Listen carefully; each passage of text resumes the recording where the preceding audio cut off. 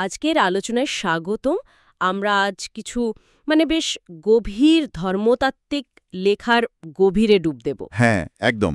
মূল ভাবনাগুলো ঘুরপাক খাচ্ছে ঈশ্বর, অনন্তকাল আর এই যে সময় ও স্থানের মতো ধারণাগুলো, এদের মধ্যকার সম্পর্ক নিয়ে। ঠিক।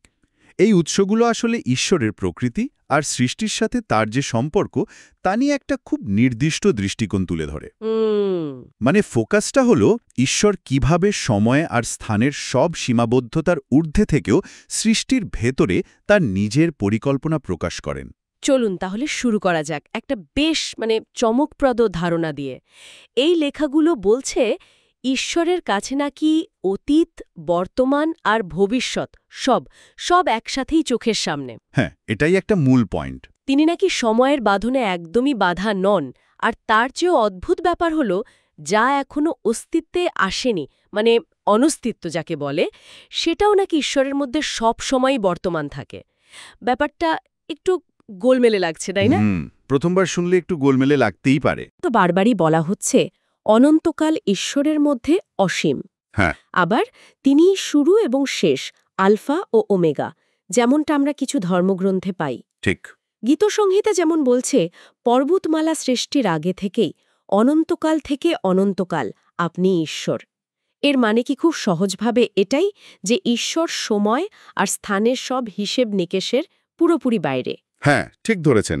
এই ধারণা অনুযায়ী ঈশ্বর বদলান না, তিনি অপরিবর্তনীয়। আচ্ছা। যেমনটা কিছু লেখাতে পাই আমরা। আর তিনি একই সাথে সব সময় সব জায়গায় উপস্থিত, স্থান তাকে কোনোভাবেই সীমাবদ্ধ করতে পারে না। তার কাছে তো হাজার বছর যেন গতকালকের দিনটার মতো বা রাতির সামান্য একটা প্রহরের সমান। এটা আমাদের সৃষ্টজীবের অভিজ্ঞতার ঠিক উল্টো। আমরা তো সময় আর স্থানের জালে আটকা, তাই না? একদম। আচ্ছা, এই লেখাগুলোতে আরও একটা ইন্টারেস্টিং পয়েন্ট আছে। আপনি বলছিলেন ঈশ্বর নাকি অসীমতাকে টিকিয়ে রাখেন। এর মানে ঠিক কি? এটা কি শুধু তার অনন্তকাল ধরে টিকে থাকার কথা বলছে, নাকি এর থেকেও গভীর কিছু বোঝায়? দেখুন, এটা বেশ গভীর একটা ধারণা। এর মানে শুধু এই নয় যে ঈশ্বর নিজে অনন্তকাল ধরে আছেন, বরং তিনি যেন অসীমতা বা ইনফিনিটির যে ধারণাটা সেটাকেই ধারণ করেন বা চালু রাখেন। ও আচ্ছা। ব্যাপারটা এরকম যে অসীমতা নিজেই তার ভেতরে বা তার দ্বারা টিকে আছে। সৃষ্টি তো সসীম, তার শুরু আছে, শেষ আছে। কিন্তু ঈশ্বর এই অসীমতার ধারণাকে বজায় রাখেন, যার ভেতরেই হয়তো সৃষ্টি বা যা সৃষ্টি হয়নি, অর্থাৎ অস্তিত্ব আর অনস্তিত্ব, এই দুটোই জায়গা পায়। তার মানে এটা শুধু তার নিজের স্থায়িত্ব না? না, শুধু স্থায়িত্ব নয়, এটা তার ক্ষমতার ব্যাপ্তি আর তার প্রকৃতির যে বিশালত্ব সেটাও নির্দেশ করে। তাহলে ব্যাপারটা শুধু এই নয় যে তিনি নিজে অসীম, বরং তিনি যেন সেই অসীমতার ক্ষেত্রটাকেই ধরে রেখেছেন, যার মধ্যে সবকিছু আছে বা নেই। হ্যাঁ, অনেকটা সেরকমই ভাবা যেতে পারে, যদিও আমাদের এই সসীম ভাষা দিয়ে সেটা পুরোপুরি প্রকাশ করা খুব কঠিন। তিনি নিজে সসীম নন এবং অসীমতার ধারণাটা তার প্রকৃতিরই একটা অংশ। বুঝলাম। এখান থেকেই তাহলে কিছু কঠিন প্রশ্ন উঠে আসছে। আচ্ছা, ঈশ্বর তাহলে সময় এবং স্থানকে ঠিক কিভাবে দেখেন? লেখাগুলো কিন্তু বারবার মনে করিয়ে দিচ্ছে যে আমরা সৃষ্ট জীব সেটা পুরোপুরি বুঝে উঠতে পারবো না, তাই না? ঠিক, বেশ কয়েক জায়গায় এই সীমাবদ্ধতার কথাটা পরিষ্কার করে বলা আছে। আর আরও চমকে দেওয়ার মতো ব্যাপার হলো যা অস্তিত্বহীন, নন এক্সিস্টেন্স, সেটাও নাকি ঈশ্বরের কাছে একরকমভাবে বিদ্যমান। কিছু সূত্র তো এদিকেই ইঙ্গিত করছে। হ্যাঁ, এখানেই স্রষ্টা আর সৃষ্টির মধ্যেকার আসল পার্থক্যটা বেরিয়ে আসে। দেখুন, সময় আর স্থান হলো ঈশ্বরেরই সৃষ্টি। এগুলো ঈশ্বরের পরিকল্পনার অংশ, যেমনটা কিছু উৎস বলছে। আচ্ছা। আমরা সৃষ্ট জীব এই সময় আর স্থানের মধ্যেই বাঁচি। আমাদের একটা শুরু আছে, একটা শেষ আছে, কিন্তু ঈশ্বর এগুলোর ঊর্ধ্বে। তিনি যেন অনস্তিত্ব থেকে অস্তিত্বকে ডেকে আনতে পারেন। যেমন আদিপুস্তকের বর্ণনায় পাই, আলো হোক আর আলো হয়ে গেল। হ্যাঁ, হ্যাঁ। আবার তিনি চাইলে অস্তিত্বকে অনস্তিত্বে ফিরিয়েও দিতে পারেন। অস্তিত্ব আর অনস্তিত্ব এই দুটোই যেন তার নিয়ন্ত্রণে, তার জ্ঞানের পরিধিতে। তাহলে ব্যাপারটা কি এইরকম যে আমাদের কাছে সময় আর স্থান ভীষণ বাস্তব, এর মধ্যেই আমাদের সব অভিজ্ঞতা, কিন্তু ঈশ্বরের কাছে এর তাৎপর্য হয়তো অন্যরকম?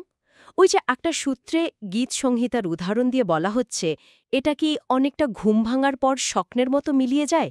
এই তুলনাটা কিন্তু বেশ ভাবায়। তুলনাটা দেওয়া হয়েছে আসলে আমাদের বোঝানোর সুবিধার জন্য, মানে আমাদের সীমাবদ্ধ দৃষ্টিকোণ থেকে একটা ধারণা দেওয়ার চেষ্টা। ঠিক।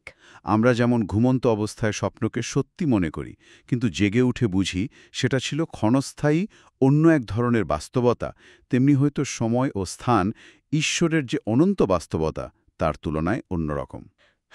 তবে উৎসগুলো এটাও পরিষ্কার করে যে ঈশ্বরের কাছে সময় ও স্থান কিন্তু তুচ্ছ বা অবাস্তব নয়, বরং এগুলো তার পরিকল্পনারই অংশ, একটা মাধ্যম। কিন্তু তিনি নিজে এর দ্বারা আবদ্ধ নন, তিনি এর স্রষ্টা এবং নিয়ন্তা। তিনি এর ভেতরেও কাজ করেন, আবার এর বাইরেও অবস্থান করেন। বেশ জটিল কিন্তু খুবই আকর্ষণীয় একটা ধারণা। আচ্ছা, এবার আসা যাক সৃষ্টির মধ্যে ঈশ্বরের পরিকল্পনার বিষয়। লেখাগুলো বলছে, এই যে সৃষ্টি, তারপর সৃষ্টির একাংশের বিদ্রোহ, যেমন কিছু স্বর্গদূত বা মানুষের পতন, এরপর মুক্তির ব্যবস্থা, বিশেষ করে খ্রিস্টের ক্রুশীয় কাজের মাধ্যমে, এবং সবশেষে বিচার। এই সমস্ত ঘটনা আমাদের জন্য, মানে সৃষ্ট জীবের জন্য, সময় আর স্থানের মধ্যে একটার পর একটা ঘটে। হ্যাঁ, আমাদের অভিজ্ঞতায় তো এগুলো পরপর ঘটে যাওয়া ঘটনা, তাই না? আমরা একটা টাইমলাইনে চলি, তাই না? একদম। কিন্তু ঈশ্বরের সে সময়হীন দৃষ্টিকোণ থেকে দেখলে এই পুরো পরিকল্পনা, সৃষ্টি থেকে শুরু করে একদম শেষ পর্যন্ত, হয়তো ইতিমধ্যেই সম্পন্ন, বা তার কাছে এক লহমায় পুরোটাই দৃশ্যমান। কিছু উৎসের ব্যাখ্যা এদিকেই ইঙ্গিত করে। ও, ধীরে ধীরে প্রকাশ করেন বা ঘটতে দেন। বাইবেলের কিছু অংশেও কিন্তু এই ধারণা পাওয়া যায় যে ঈশ্বর শুরুতেই শেষটা জানেন। যেমন গীতসংহিতার একটা পদে আছে, আমাদের জীবনের প্রতিটি দিন নির্ধারিত হওয়ার আগেই নাকি ঈশ্বরের খাতায় লেখা হয়ে গিয়েছিল। এটা শুনলেই অবশ্যম্ভাবীভাবে সেই পুরনো কিন্তু খুব গুরুত্বপূর্ণ প্রশ্নটা মাথায় চলে আসে, স্বাধীন ইচ্ছা বনাম পূর্ব নির্ধারণ। হ্যাঁ, এটা একটা ক্লাসিক প্রশ্ন। মানে যদি ঈশ্বর সবই আগে থেকে জানেন বা হয়তো ঠিকই করেই রাখেন, তাহলে আমাদের স্বাধীন ইচ্ছার কি হবে? লেখাগুলোতে কিন্তু উল্লেখ আছে যে ঈশ্বর স্বাধীন ইচ্ছা দিয়েছেন কিছু স্বর্গদূতকে, আদমকে, ঠিক। এবং তিনি অনেক সময় বিচার সঙ্গে সঙ্গে না করে বিলম্বিত করেন। এর মানে তো দাঁড়ায় সময়ের মধ্যে থেকে আমাদের পছন্দ করা, সিদ্ধান্ত নেওয়ার একটা সুযোগ আছে। তাহলে এই পূর্বজ্ঞান আর স্বাধীন ইচ্ছা, এই দুটো একসাথে কিভাবে কাজ করে? এটা কি স্ববিরোধী নয়? দেখুন, উৎসগুলো কিন্তু এই দুটো ধারণাকে একসাথেই উপস্থাপন করছে, কোনোটাকে বাতিল করছে না। আচ্ছা। একদিকে ঈশ্বরের চূড়ান্ত পরিকল্পনা এবং সবকিছু জানার ক্ষমতা, অন্যদিকে সৃষ্টির স্বাধীন ইচ্ছা এবং তার কাজের ফল ভোগ করার বাস্তবতা। ঈশ্বরের পূর্বজ্ঞান মানে কিন্তু এমনটা নয় যে তিনি সুতো দিয়ে টানা পুতুলের মতো সবকিছু করাচ্ছেন। সেটা ঠিক। বরং তিনি এমন এক জগৎ সৃষ্টি করেছেন যেখানে স্বাধীন পছন্দ করা সম্ভব, এবং তিনি সেই পছন্দের ফলাফলগুলো আগে থেকেই জানেন। বিচার বিলম্বিত করাটা হয়তো সেই স্বাধীন ইচ্ছার প্রয়োগের সুযোগ দেওয়ারই একটা অংশ। তাহলে কিভাবে এই দুটো একসাথে সত্যি হয়? সেটাই একটা গভীর রহস্য। মানুষের সীমিত বুদ্ধি দিয়ে পুরোটা বুঝে ওঠা হয়তো সম্ভব নয়। উৎসগুলোও সেদিকে ইঙ্গিত করে। তাহলে ব্যাপারটা কিছুটা এরকম যে ঈশ্বর যেন পুরো সিনেমাটা আগে থেকেই দেখেছেন এবং তিনি জানেন শেষে কি হবে, কিন্তু সিনেমার ভেতরের চরিত্ররা তাদের নিজ নিজ সংলাপ বলছে এবং কাজ করছে নিজেদের পছন্দ অনুযায়ী। এই উপমাটা কি চলে? এই তুলনাটা হয়তো কিছুটা সাহায্য করতে পারে বিষয়টা অনুভব করতে, কিছুটা কাছাকাছি যেতে। কিন্তু এটাও ঐশ্বরিক জ্ঞান আর মানুষের অভিজ্ঞতার মধ্যেকার যে সম্পর্ক, সেটা পুরোপুরি ব্যাখ্যা করতে পারে না। সম্পর্কটা খুবই গভীর, খুবই জটিল। বুঝলাম। আচ্ছা, এবার আরেকটা দিকে যাই। একজন অসীম সময় আর স্থানের অতীত ঈশ্বর, তিনি কিভাবে তার সসীম সময় আবদ্ধ সৃষ্টির সাথে যোগাযোগ বা মিথস্ক্রিয়া করেন? এটা হয় কিভাবে? লেখাগুলো বলছে ঈশ্বর সৃষ্টির মধ্যে তার সিংহাসন এবং নাম স্থাপন করে শাসন করেন। এই সিংহাসন বা নাম, এগুলো কি আক্ষরিক কিছু নাকি প্রতীকী? এটা সম্ভবত কিছুটা প্রতীকী এবং কিছুটা আক্ষরিকও হতে পারে। সিংহাসন হয়তো তার কর্তৃত্ব আর শাসনের প্রতীক, আর নাম প্রায়শই বাইবেলে কারো প্রকৃতি, তার ক্ষমতা এবং তার উপস্থিতিকে বোঝায়। এর মাধ্যমে তিনি সৃষ্টির সাথে একটা সম্পর্ক স্থাপন করেন, তার ইচ্ছা প্রকাশ করেন এবং শাসন পরিচালনা করেন, কখনো হয়তো তার প্রেরিত দূতদের মাধ্যমে বা নির্দিষ্ট ব্যবস্থার মাধ্যমে। এরপর আসছে আরও একটি অত্যন্ত গুরুত্বপূর্ণ এবং বেশ কেন্দ্রীয় ধারণা, ঈশ্বরের দ্বিতীয় সত্তা, অর্থাৎ পুত্র, তিনি সময় ও স্থানের মধ্যে একজন সৃষ্ট জীবের মতো একজন মানুষ হিসেবে আবির্ভূত হন। হ্যাঁ, অবতার গ্রহণ বা দেহ ধারণ। এই দেহ ধারণ বা অবতার গ্রহণের কথা একাধিক উৎসে বেশ জোর দিয়েই বলা হয়েছে, কিন্তু এর প্রয়োজন কেন হল? অসীম ঈশ্বর কেন সসীম হলেন? এর উদ্দেশ্যটা কি? এর উদ্দেশ্য বহুমুখী, যেমনটা উৎসগুলোতে ব্যাখ্যা করা হয়েছে। প্রথমত বলা হচ্ছে, পুত্র এসে সৃষ্টির উপর সরাসরি শাসনভার গ্রহণ করেন। আচ্ছা। দ্বিতীয়ত, এবং এটাই হয়তো সবচেয়ে গুরুত্বপূর্ণ, তিনি ক্রুশের উপর মৃত্যুবরণ করে পাপ এবং মৃত্যুর যে ক্ষমতা সেটাকে পরাজিত করেন, যা কিনা সৃষ্টির মুক্তির পথ খুলে দেয়। মুক্তির পথ। হ্যাঁ। তৃতীয়ত, কিছু লেখা যেমন করিন্থীয়দের কাছে লেখা পত্রে ইঙ্গিত দেয়, সবশেষে পুত্র সমস্ত সৃষ্টিকে আবার পিতার অধীনস্থ করবেন, যেন ঈশ্বরই সকলের মধ্যে সকল হতে পারেন। মানে ঈশ্বরের চূড়ান্ত উদ্দেশ্য পূর্ণ হবে। আর এই দেহ ধারণের মাধ্যমে কি সৃষ্ট জীবেরা ঈশ্বরকে জানতে বা দেখতে পারে? ঠিক তাই, এমনভাবে জানতে পারে যা অন্য কোনো উপায়ে হয়তো সম্ভবই ছিল না। কেন সম্ভব ছিল না? উৎসগুলো বলছে ঈশ্বর অন্যথায় নিজেকে একটু আড়াল করে রাখেন। এর কারণ কি? তার পূর্ণরূপে তিনি কেন প্রকাশিত হন না সৃষ্টির কাছে? কারণ হিসাবে উল্লেখ করা হয়েছে যে ঈশ্বরের পূর্ণ মহিমা, তার পবিত্রতার যে তেজ, সেটা এতটাই অপ্রতিরোধ্য যে পাপী বা অসম্পূর্ণ সৃষ্টি তা সহ্য করতে পারবে না, বরং ধ্বংস হয়ে যাবে। ও। যেমন বাইবেলের পুরাতন নিয়মে আমরা দেখি, মানুষ ঈশ্বরের সরাসরি দর্শন লাভ করতে ভয় পেত, বা সেটা সম্ভবও হতো না সবসময়। তাই পুত্র, যিনি নিজেও ঈশ্বর, তিনি মানুষের রূপে এসে সেই দূরত্বটা ঘুচিয়েছেন।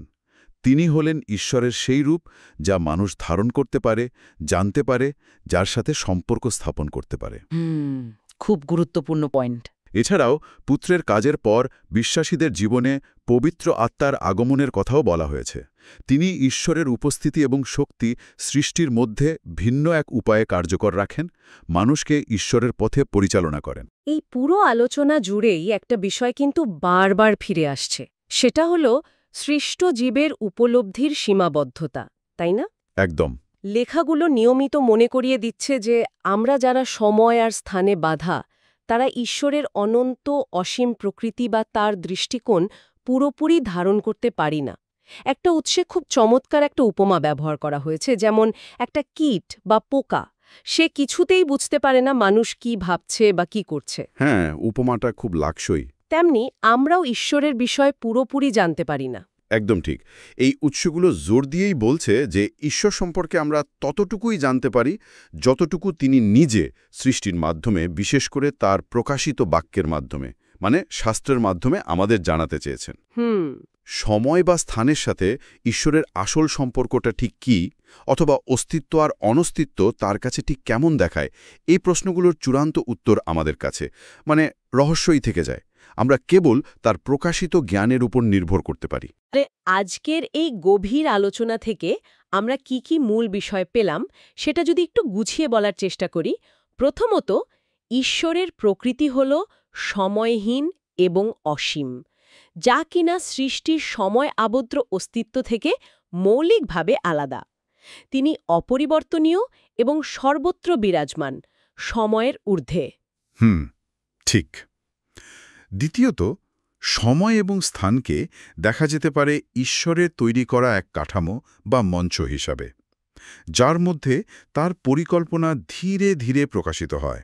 সৃষ্টি, তারপর পতন, মুক্তি এবং চূড়ান্ত বিচার।